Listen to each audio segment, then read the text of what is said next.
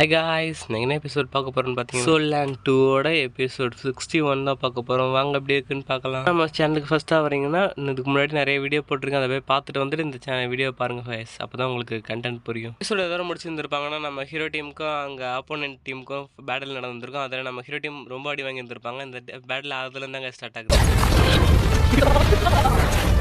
நம்ம டீச்சர் சொல்ல ஆரம்பிக்கிறாங்க என்னென்னு பார்த்தீங்கன்னா, அவன் கோல்டன் பாடியை வச்சு டைமிங் ரொம்பவும் இழுத்துக்கிட்டு இருக்கான் அப்படின்னு சொல்லிட்டு நம்ம டீச்சர் மட்டும் இல்லாமல் அவங்க எல்லாரோட ஈஸியாகவே அவங்களோட அட்டாக் எல்லாத்தையுமே அவன் தடுத்துடுறானுங்க அப்படின்னு சொல்லிட்டு அவன் நம்ம டீச்சர் சொல்லிட்டு இருக்காங்க. மட்டும் இல்லாமல் எக்ஸ்ட்ராவாக அவங்ககிட்ட 4th சோல் ரிங் டெக்னிக்காக யூஸ் பண்ணிட்டு இருக்காங்க, கிரியேட்டிவிட்டி கண்ட்ரோல் வச்சிருக்காங்க. சீனியருக்கும் ரொம்பவும் அடி வாங்கிறாரு, ஏன்னா அவர்களையும் தாங்கிக்க முடியல, அந்த அட்டாக்கை ரொம்ப டிஃபெண்ட் பண்ண முடியும். ஹீரோ டீம் எல்லாமே இப்போ டிஃபெண்ட் தான் முக்கியம் அப்படின்னு சொல்லிட்டு எல்லாருமே என்ன பண்ணுறாங்கன்னா ஒரு ஷீல்டு மாதிரி போட ஆரம்பிக்கிறாங்க. அந்த ஷீல்டு அந்த இடம் ஃபுல்லாக இதுவாகுது. அவங்களும் இதான் சரியான நேரம் அப்படின்னு சொல்லிட்டு ஒயிட் டைகர் டெஸ்ட்ராயர் அட்டாக் அப்படின்னு சொல்லி ஒரு அட்டாக்கை பயன்படுத்துகிறான். அந்த அட்டாக்ல அந்த ஷீல்டு இதுவாகினதை ஃபுல்லாகவே நொறுக்கிடுது, அந்த ஷீல்டே ஃபுல்லாக.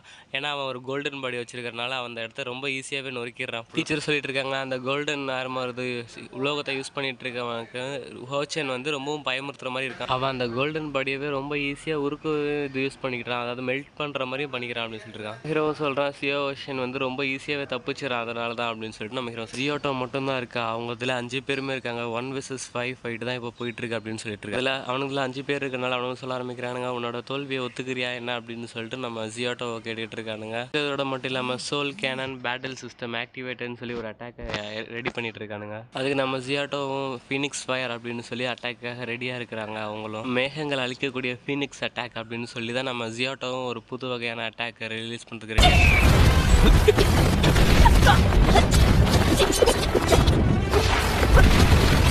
வீட்டில் இருக்கிறவங்களும் பொதுவாக ஒரு தண்டர் மெட்டீரியல் லைட் பால் அப்படின்னு சொல்லி தண்டரில் கலந்த ஒரு லைட் பால் அமுச்சு விட்றானுங்க ஷூட்டிங்காக நம்ம ஜியோட்டோவுக்கு ஆப்போசிட்டில். நம்ம ஜியோட்டோவும் சொல்ல ஆரம்பிக்கிறாங்க, நீ என்ன நினச்சிட்டு இருக்கீங்க, உன்னோட பலம் உங்கள் கற்பனைக்கே எட்டாத அளவுக்கு இருக்குது அப்படின்னு சொல்லிட்டு நான் திரும்ப அட்டாக்காக ஆரம்பிக்கிறாங்க.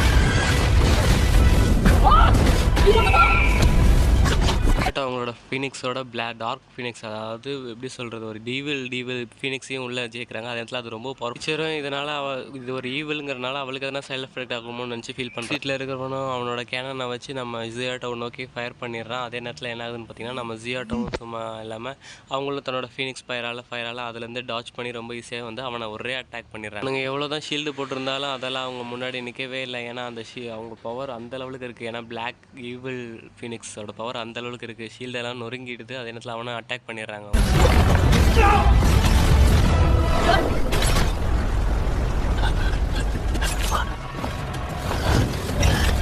வீட்டில் இருக்கிறவனும் சொல்ல ஆரம்பிக்கிறான், இதுக்கப்புறம் எந்த ஒரு விலையை அட்டாக்கும் பண்ண தேவையில்ல, ஏன்னா அதுக்கான விலையை நம்ம கொடுத்தாச்சு அவங்களுக்கு ஷெர்க் அகாடமிக்கு அப்படின்னு சொல்லிட்டு இருக்கான்.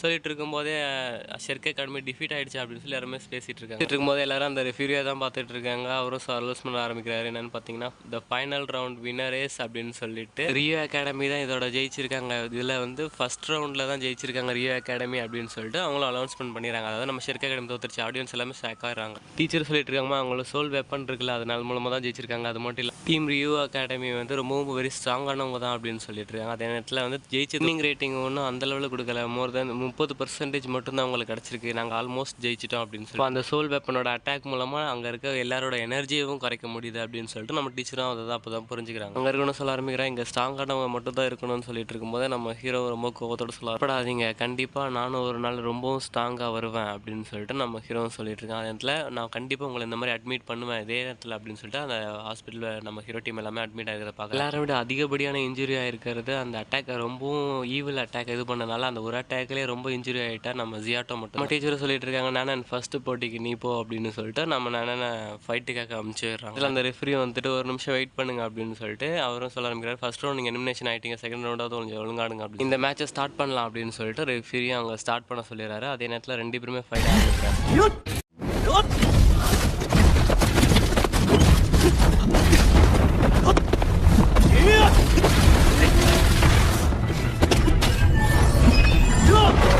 இன்னொருத்தரும் சொல்ல ஆரம்பிக்கிறாரு, ஜெயிக்கிறதுக்கு ஆப்போசிட்ல இருக்கிறவங்க தான் ரொம்ப சான்ஸ் அதிகம், ஏன்னா அவன் சோல் கிளைடிங் வெப்பன் வச்சிருக்கான், அதனால அவன் தான் ஜெயிப்பான்.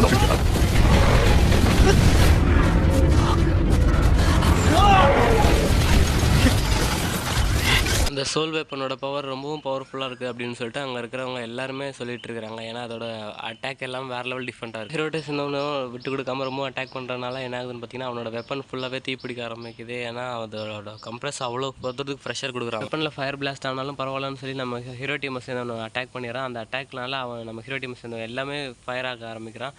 அந்த இடம் ஃபுல்லாகவே தீ பிடிச்சி எரிய ஆரம்பிக்குது. அவனால் நிற்க கூட முடியல, அந்தளவுக்கு இன்ஜுரி ஆக ஆரம்பிக்குது. அந்த ஒரு அட்டாக் மட்டும் இல்லாமல் கண்டினியூஸாக அடுத்தடுத்து அட்டாக் பண்ணிக்கிட்டே தான் இருக்கான். ஏன்னா உள்ளே இருக்கவனை விட்டவே கூடாது அப்படிங்கிறதுக்காக கண்டினியூஸ் அட்டாக் பண்ணிகிட்டே தான் என்ன பண்ணாலும் சரி கண்டிப்பாக உன்னால் ஒன்றும் பண்ண முடியாது அப்படின்னு சொல்லிட்டு நம்ம ஹீரோ டீமை சேர்ந்தவனும் அவனும் அவனோட பிளட் லைன் வேக்கப் பண்ண ஆரம்பிக்கும். பார்த்தா அங்கே இருந்த ஆப்போசிட்டில் இருந்தவனும் ஒரு சரியான பயப்பட ஆரம்பிக்கிறான். ஏன்னா அந்த பிளட் லைன் வேக்கப் வேறு லெவல் பவர்ஃபுல்லாக இருக்குது. பண்ணுறான்னு பார்த்தீங்கன்னா தன்னோட டார்க் ட்ராகனை மாற்றி அதை அட்டாக் பண்ணுறதுக்காக அமுச்சு வரும். அதுலேருந்து ஒரு சின்ன ஸ்லாஷ் தான் வருது. அந்த ஸ்லாஷ்லேயே அவன் காலியாகிறான். ஏன்னா அவன் கை ஃபுல்லாகவே டார்க் டீமன் ஆகி அதோட வழியை தாங்க முடியாமல் துடிக்க ஆரம்பிக்கிறான். என்னால் தாங்க முடியலன்னு சுற்றி கத்தி துடிக்க ஆரம்பிக்கிறான். அதை சுற்றி பேட்டில் ஷெர்க் அகாடமிக்கு ஒரு பாயிண்ட்ஸ் கிடைக்குது அப்படின்னு சொல்லிட்டு அங்கே அலௌன்ஸ் பண்ணிடுறாங்க. நம்ம ஷெர்க் அகாடமி தான் வின்னர். நம்ம ஹீரோ சொல்லிட்டு இருக்கான் இந்த டெக்னிக்கை ஃபஸ்ட் டைமாக யூஸ் பண்ணிக்கிட்டு இருக்கான் அப்படின்னு சொல்லிட்டு நம்ம ஹீரோ டீமை சேர்ந்தவன் சொல்லிட்டு இருக்கான். இது பிளட் லைன் வேக்கப்போட இன்னொரு ஸ்கில் தான் அப்படின்னு சொல்லிட்டு இன்னொருத்தன் அங்கே இருக்கவன் சொல்லிட்டு இருக்கிறான். அதுக்கு அவனும் சொல்ல ஆரம்பிக்கிறான் இது நான் 3 days தான் யூஸ் பண்ணிட்டு இருக்கேன் அப்படின்னு சொல்லிட்டு அமேசிங் சொல்லி எல்லாருமே பாராட்டுறாங்க. இருந்தால் இன்னொருத்தனும் இப்போ நான் போகிறேன்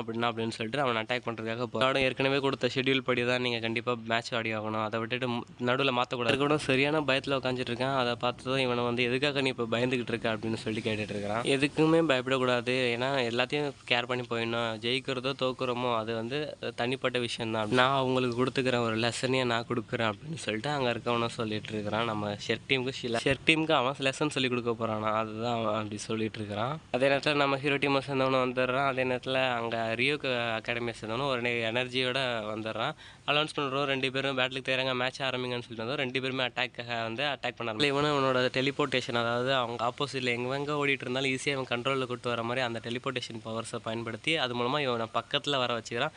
வச்சுக்கிட்டு ஒரே அடி தான் அந்த ஸ்கில் மூலமாகவே எவ்வளோ தூரத்தில் இருந்தாலும் ஈஸியாக கிட்ட கொண்டு வந்து முடியும். அதே நேரத்தில் அவனும் கத்தி எடுத்து நம்ம ஹீரோ டீமை சேர்ந்து அட்டாக் பண்ண வரும்போது அவன் டக்குன்னு டாஜ் பண்ணிடுறான். அதில் நீ என்ன நினச்சிட்டேன், நான் அவ்வளோ சீக்கிரத்தில் அட்டாக் பண்ணிடலான்னு நினச்சிட்டியா? ஷெர்க் மெம்பர்ஸ் எல்லாருமே மான்ஸ்டர்ஸ் அப்படின்னு சொல்லிட்டு நம்ம ஹீரோ டீமை சேர்ந்தவனும் சொல்லிட்டு இருக்கிறான். அவனும் மறைஞ்சிருந்து ஏதாவது ஒரு அட்டாக் பண்ணலாம் அப்படின்னு சொல்லிட்டு அவனும் ஒரு புது வகையான அட்டாக்கை பயன்படுத்துறதுக்கு அது பண்ணிட்டு இருக்கான். அதே நேரத்தில் நம்ம ஷெர்க் அகாடமி சேர்ந்தவனும் ஒரே ஸ்லாஷ் தான் வைக்கிறான். அதுலேயே அவன் காலியாகிறான்.